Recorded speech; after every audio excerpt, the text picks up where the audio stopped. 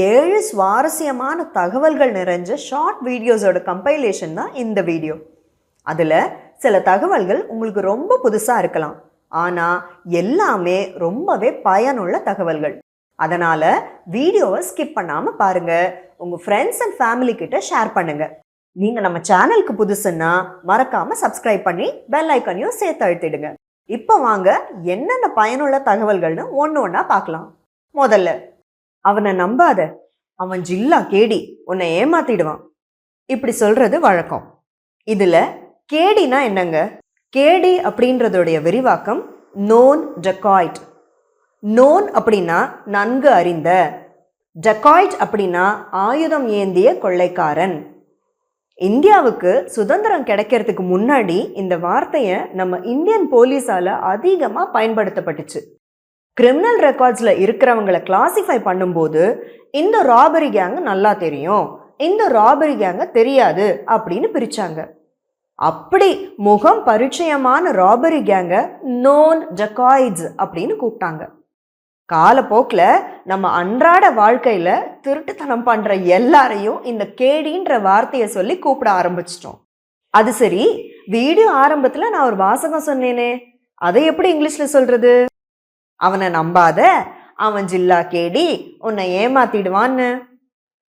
இத don't trust him, he is a trickster, he will cheat you அப்படின்னு சொல்லலாம்.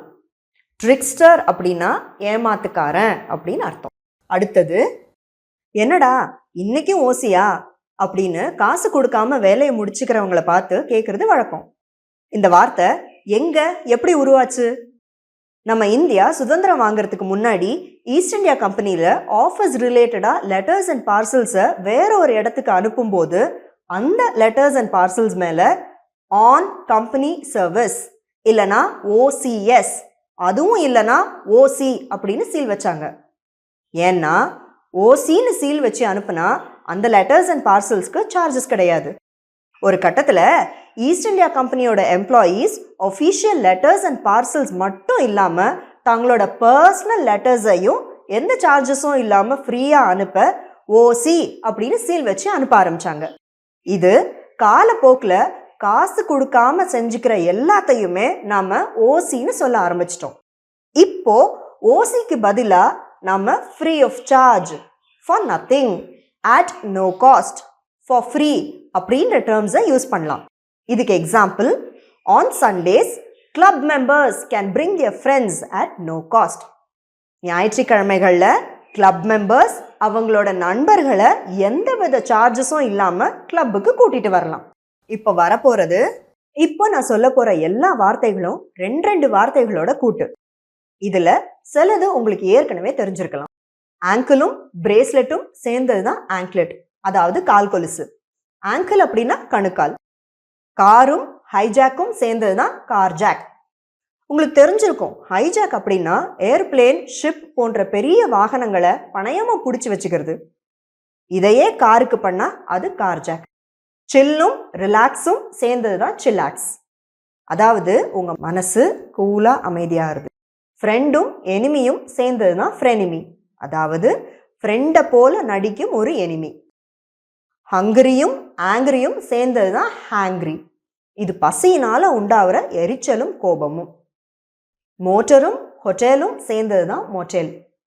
Motor வாகனங்களை அறைக்கு முன்னாடியே நிறுத்தி வைக்கிற வசதியுள்ள ஹைவேஸில் இருக்கிற ஹோட்டல். ஸ்மோக்கும் ஃபாகும் சேர்ந்தது தான் ஸ்மாக், வாகனங்கள்லேருந்து வர்ற புகையினால் ஏற்படுற புகை மூட்டம், அது பார்க்க பனிமூட்டம் மாதிரியே இருக்கும்.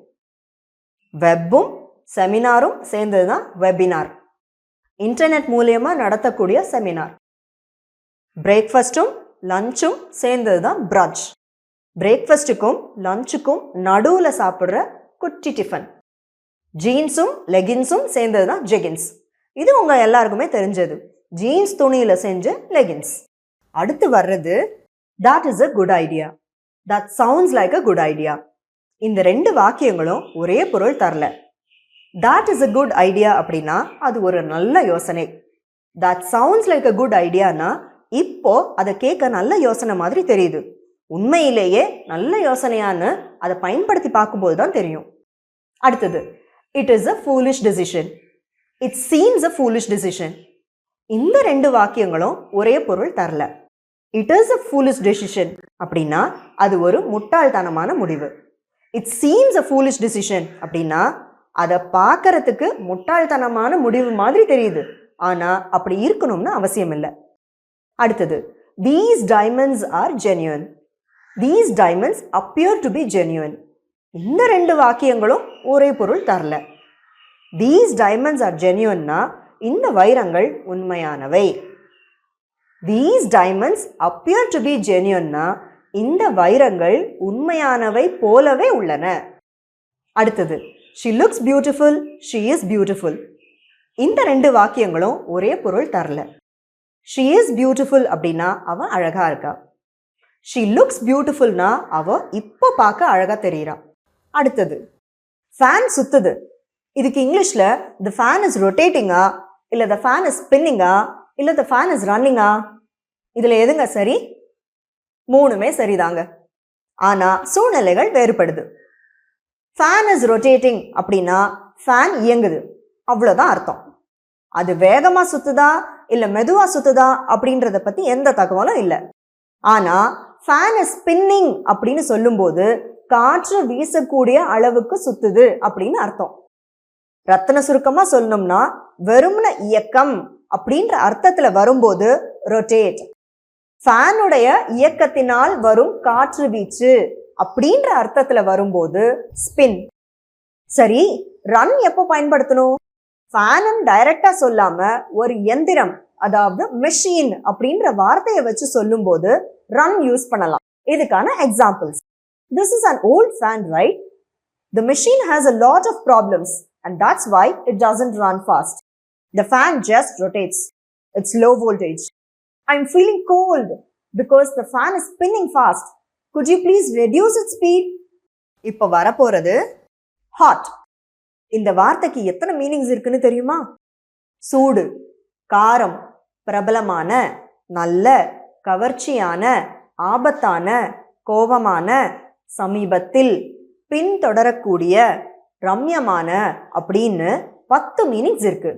இதுக்கான examples, the coffee is hot. Coffee சூடா இருக்கு. It is a hot dish. இது ஒரு காரமான பலகாரம். Lokesh Kanagaraj is one of the hottest young directors in Kollywood. கோலிவுட்டின் பிரபலமான இளம் இயக்குனர்கள்ல லோகேஷ் கனகராஜும் ஒருத்தர். Dhoni had always been a hot cricketer. Dhoni எப்பவும் ஒரு நல்ல கிரிக்கெட் வீரரா இருந்திருக்கிறார். Rashmika is hot. Rashmika கவர்ச்சியானவர். If things get too hot, we need to leave this place immediately. விஷயம் ரொம்ப ஆபத்தா போச்சுன்னா நாம இந்த இடத்தை விட்டு உடனே போயிடணும். He is hot tempered. Our கோவக்காரர். What's the hot topic today in the newspaper? இன்றைய நாளிதழ்ல சூடான செய்தி என்ன? The dog is hot on his heels.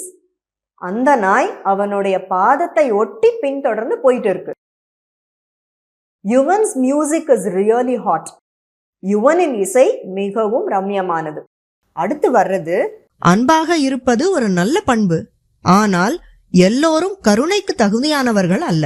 வண்ணத்து பூச்சியையும் கொசுவையும் சமமாக நடத்த முடியாது. Being kind is a good trait, but not everyone deserves kindness. You cannot treat a butterfly and a mosquito equally.